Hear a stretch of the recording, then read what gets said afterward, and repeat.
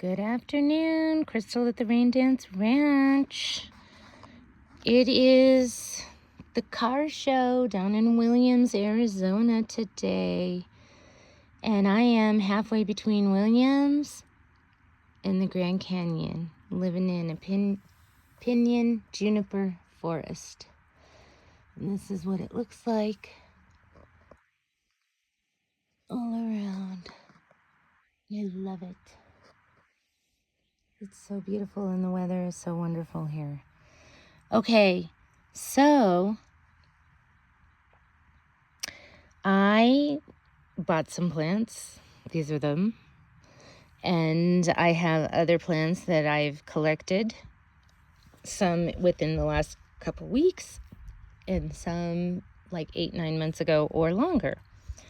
So let's talk about these live plants. So this is a comfrey, and I just think that's a good thing to have on a homestead. If you don't know about comfrey, look it up. It pulls nutrients out of the soil, puts them in the leaves, and then it makes a great mulch or something to compost.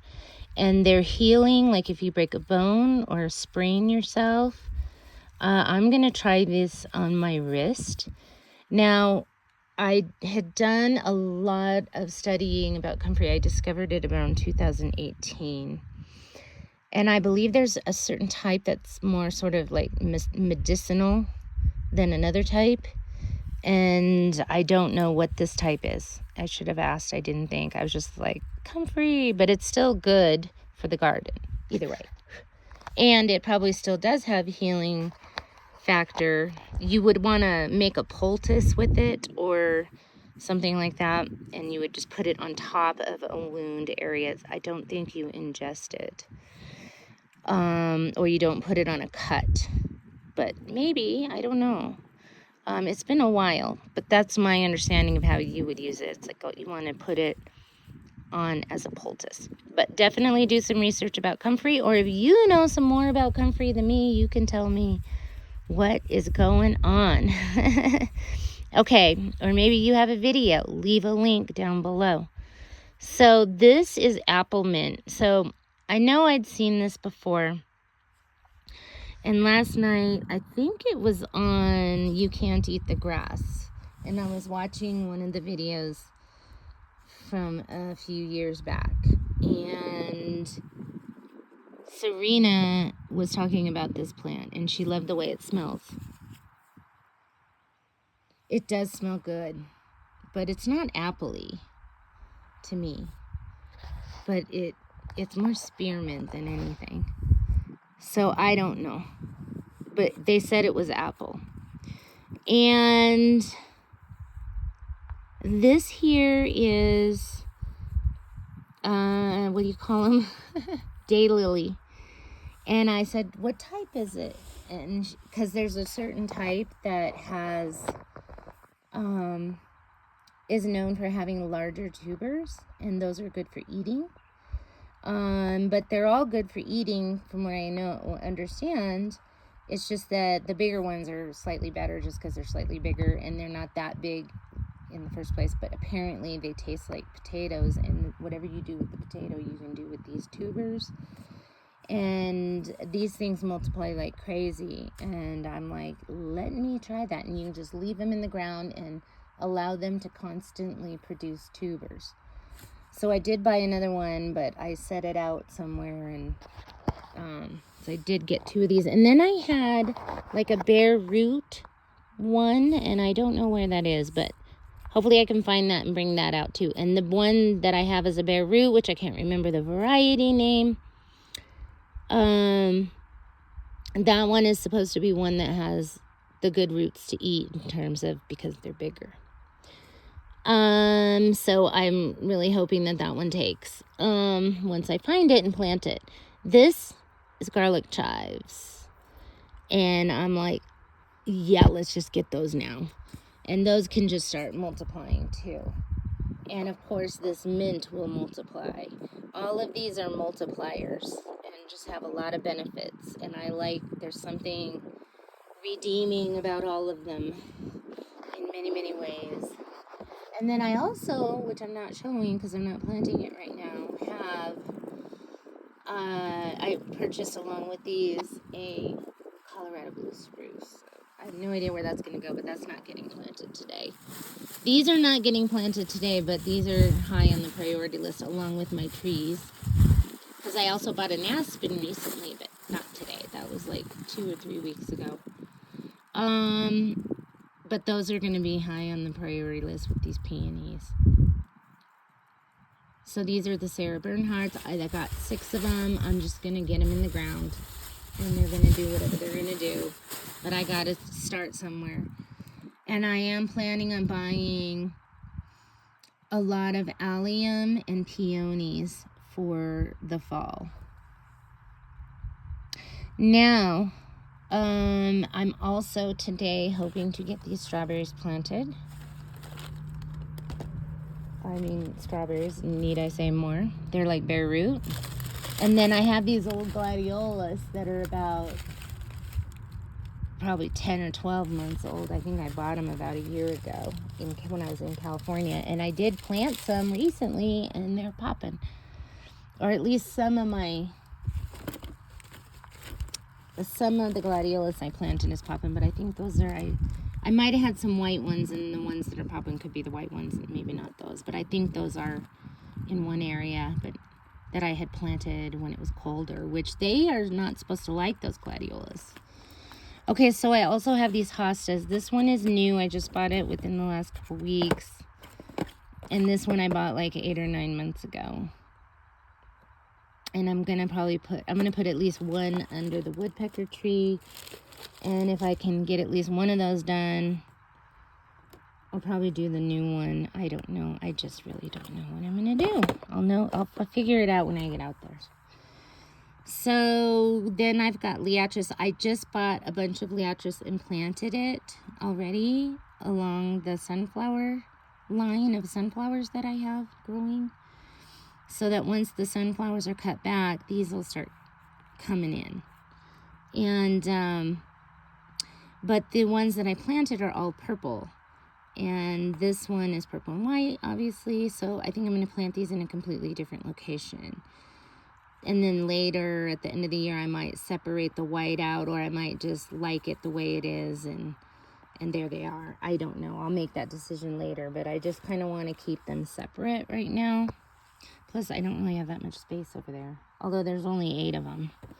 But they need sun, and they're kind of in a spot where they get a little more shade. These Peruvian daffodils, I couldn't find a lot of information. They probably should be best planted in the fall. I don't know. I might try 2 of them now and then save the other 2 for the fall. Okay, I wasn't really planning on buying one of these wildflower blends, but you know, when you see them for $2, you're like, why not? And I don't remember what's in there. It looks like there's I don't know what. Does it even say? Okay. Centaurea cyanus, Charanthus allionii, Clarkia elegans, Convolvulus tricolor, Coreopsis. Yeah, one of those. I think those orange ones are Coreopsis, which I would like to see those. Cosmos. There's Delphinium, Dianthus, yeah, Gypsophylla, Iberis, Umbulatum. There's poppies, phlox, zinnia, just a bunch. I don't even know what those are, so maybe that'll be fun to look those up. But I'm going to be scattering those around, and I'm not really sure where. And then I also have all these dahlias. So I think each box has 1 dahlia. Yeah. So we'll see. My first foray into the world of dahlias. And so here's some other ones. I've got, sunflowers. Yeah, I'm planting these because these are a Pro Cut series and I know them, I've grown them, and I only have 3 seeds left. And if I can get them to grow, I can take pictures of them for like my website. I can maybe show them to people as samples, along with my horizons if they're all like, you know, in bloom at the time, or I'll figure something out. But let's see if I can get those to grow. And then I'm gonna go. Let's go over the other sunflowers. So this is a Starburst Panache, which I have tried planting a bunch of times, and I really haven't had that good of luck with it.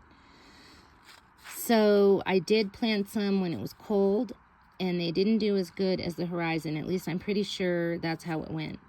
Unless the ones that are blooming like crazy and look like perfect cut flowers are the Panache and not the Horizon, then blow me over, because I love the Panache.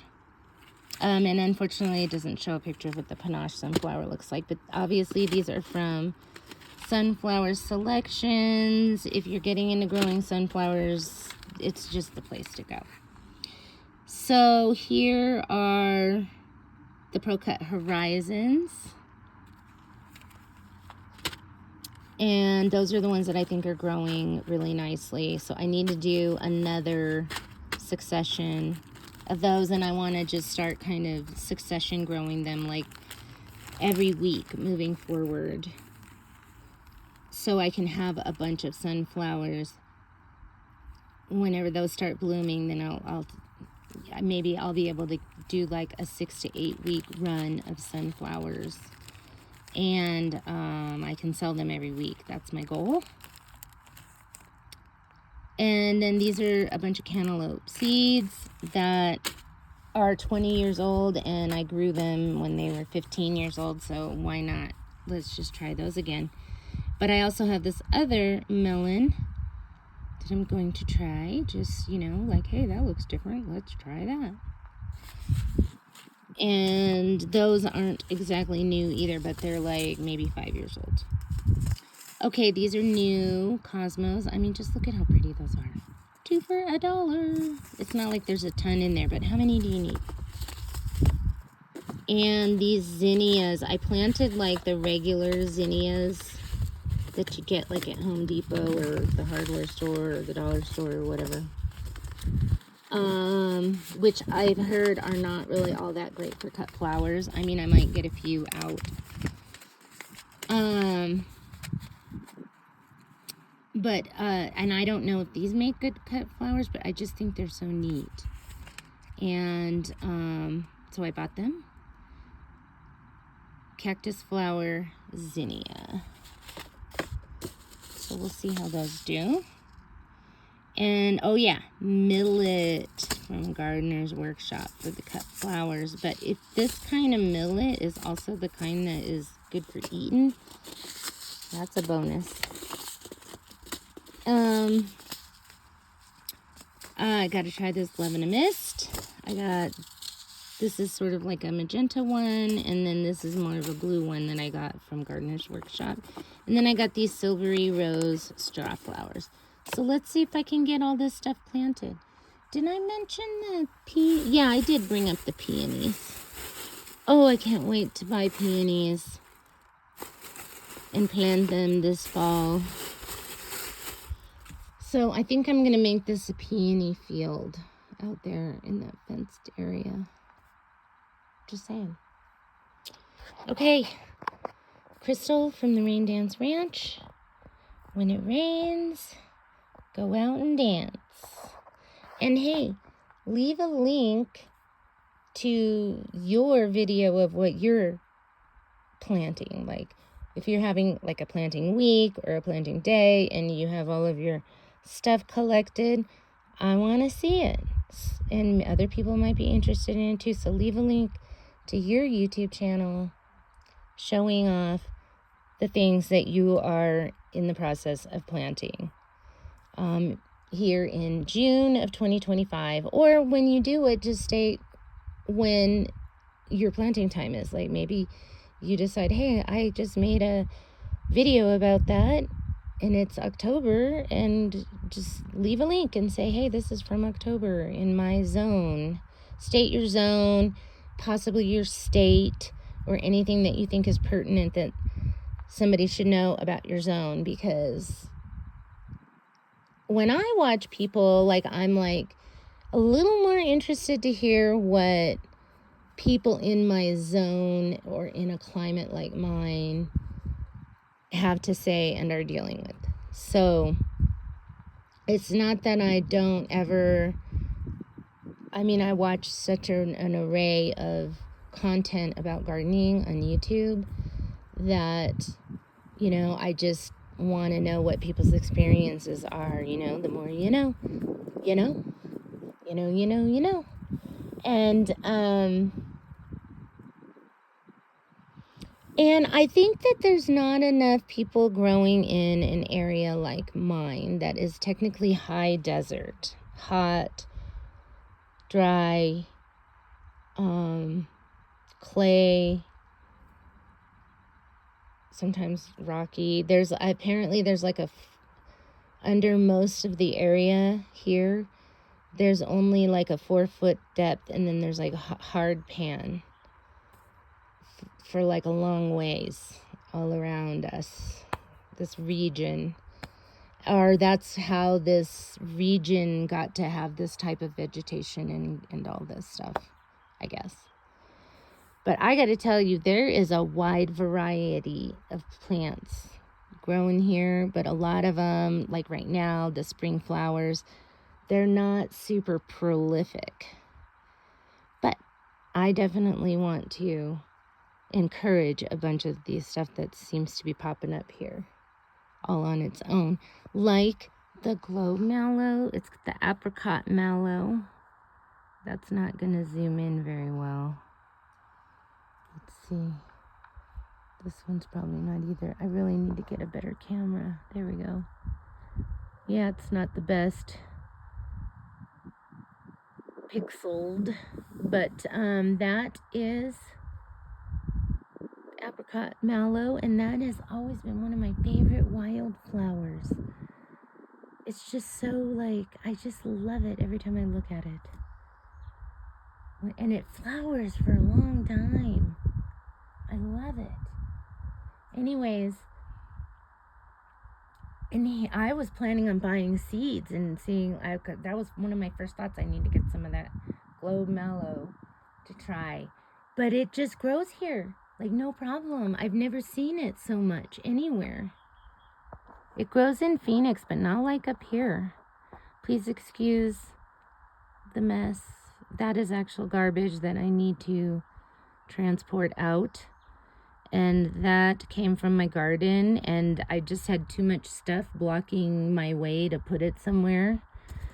And so I thought, and I don't even really know how, nothing's really set up here. So I just need to take a few more steps before that board gets put somewhere else. But that's kind of what that space is for. It's like a drop area. I actually think it would be really cool to have like a nice deck right there. So we'll see how it goes over the years. So thanks for watching. Crystal at the Rain Dance Ranch. Planting up. And it's still spring, technically, until the 20th. So we're talking late spring planting. Out in the high desert of Arizona. From the Rain Dance Ranch, when it rains, go out and dance.